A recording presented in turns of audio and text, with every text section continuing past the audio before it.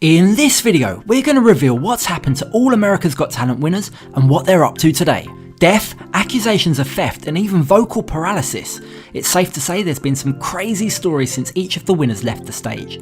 Stay tuned to discover who's doing the best and who's been left having to cancel shows because no one's turning up to see them. Number 10. Terry Fator.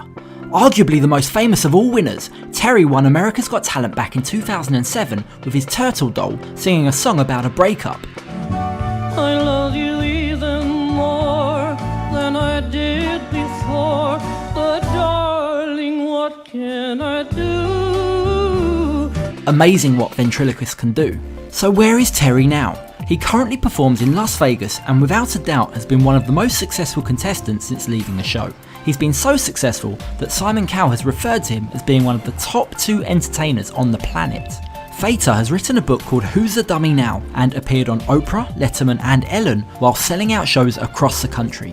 His stage show is now a permanent act in Las Vegas' legendary The Mirage, and the contract he signed with them, $100 million for 5 years of performances, went down in history as one of the largest entertainment deals in Las Vegas history. His performances there have been so successful that the Mirage Theatre has now officially been renamed the Terry Fator Theatre. Number 9. Bianca Ryan. The first winner of AGT stunned the audience with a raw vocal power aged just 11 at the time. Belting out show tunes and singing with more passion than 1,000 conquistadors, Bianca was crowned champion in 2006. Since then, the singer released 3 albums, 2 of which were Christmas albums, but she's had limited chart success. Taking a break just a few years later to focus on her studies, Bianca returned to the music scene, starting her own label and producing the music she wanted to listen to. In 2016, she suffered vocal paralysis and was told she was at high risk of developing esophageal cancer. She was forced to undergo surgery or risk never singing again. Fortunately, she has since made a full recovery. In 2019, Bianca returned to her America's Got Talent family in America's Got Talent The Champions Edition, just missing out on the final 2. Bianca has also appeared in Broadway shows as well as on the big screen with small roles in a number of low-budget films. In addition to this, she recently launched her own beauty products and currently sells a range of lipsticks. Number 8. The Olate Dogs. In 2012, we saw the first non-singing, non-talking winners of AGT, the Olate Dogs. Dog trainers Richard and Nicholas Olate injected high-octane dance routines, acrobatics and everything in between to make sure our pooches back home were put to shame. The performances were that feel-good factor we all craved at the time, and it showed, with the winning act pulling out more stunts than Evel Knievel and landing them better as well. Since winning, the Olate Dogs have toured with their act all across America and performed on TV shows for the likes of Jay Leno, the NBA halftime performance, and in TV and film. They continue to perform at venues all across the states and are available for private bookings. Number 7. Landau Eugene Murphy Jr. Landau's name alone made him worthy of stardom, let alone his jazz vocals. And each time I do, just the thought of you makes me stop just before I begin, because I've got you. The singer showcased soul and passion with his performances in season 7 and has since gone on to carve out a travelling musician's career. After winning, Landau went on to sign with Columbia Records, but unfortunately his career never really took off as expected and was eventually dropped by the record label. To this day, Landau still tours and performs, but notably has also made the headlines for the wrong reasons, including being arrested for domestic battery and domestic assault, charges which were later dropped. Coming up, we've got accusations of theft, an act that can't sell out his shows, and one winner even has a day named after him. Stay tuned. If you're enjoying this video, don't forget to hit the subscribe button. Number 6. Michael Grimm. America's Got Talent has had many winning singers, Michael Grimm being another in 2010 with his performance of Percy Sledge's When a Man Loves a Woman.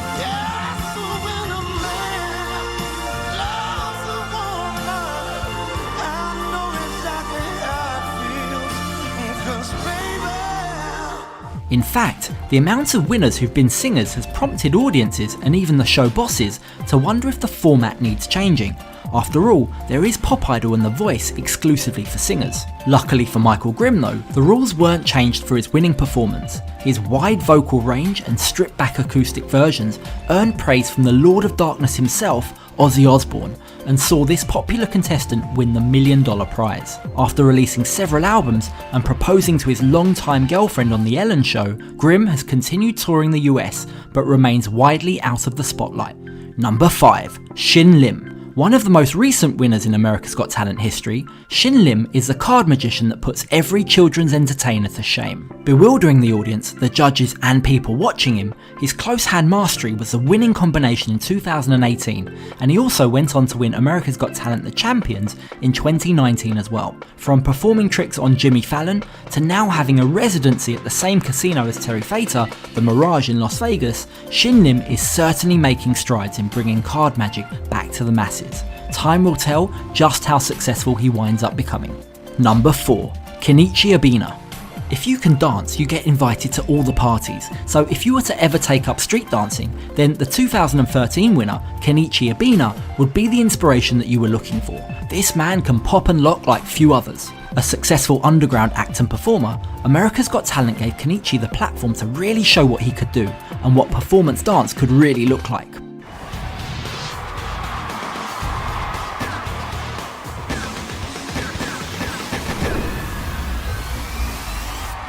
Whilst his return to the Champion show wasn't very successful, he shouldn't be too disappointed. He's performed and appeared on TV across the world and frequently performs at private parties for celebrities including Simon Cowell and Madonna. Kenichi has also done work with Cirque du Soleil and has choreographed for numerous theatre and dance companies.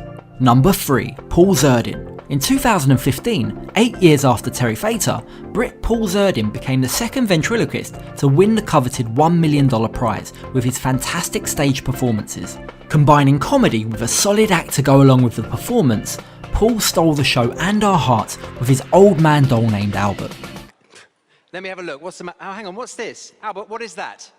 That was in your ear. What is it? No, what is it? Looks to me to be a suppository. A suppository? Oh no, at least now I know where my hearing aids got to. His material was on point, his ventriloquism astonishing, and anyone who thought another ventriloquist couldn't win again was well and truly proved wrong. It's not all been great news for Paul though. His Vegas residency was closed after a few short months after poor attendance numbers, and his material has been attacked by those who claim he's stolen it from lesser known ventriloquists. The controversial performer doesn't however show signs of slowing down. He continues to tour across America and the UK and has also appeared on TV as a contestant in the cult classic Who Wants to Be a Millionaire. Number 2. Matt Franco. It took 8 years for the first magician to be crowned an America's Got Talent winner, and that man was Matt Franco. His charm and cheeky smile had the judges already liking him before his first tricks. He wowed everyone, and his winning trick, the human deck, used real people and giant cards, becoming an instant classic.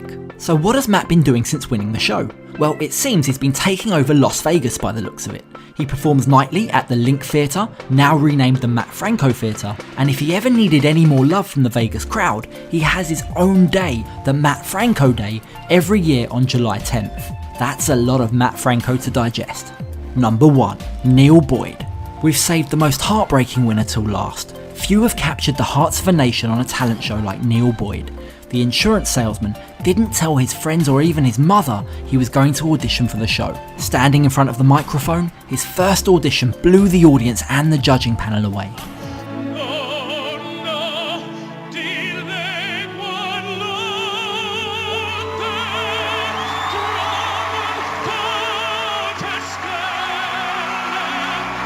Fast forward to his winning performance on the show, operatic masterpiece Nessun Dorma. Neal got us all a little bit choked up.